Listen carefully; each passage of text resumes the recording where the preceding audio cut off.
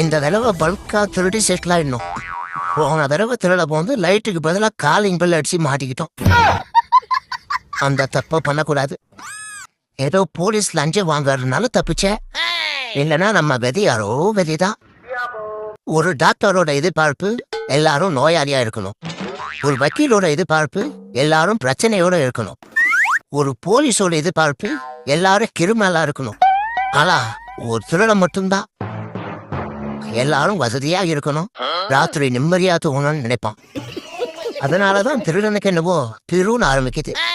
Police கூட பாருங்க போலின்னு ஆரம்பிக்கும். லாஸ்ட் பட் நாட் லீஸ்ட், உலகத்துல நல்லவன் கெட்டவன் எவனும் கிடையாது. மாட்டிக்கிட்டா கெட்டவன், இல்லனா நல்லவன்.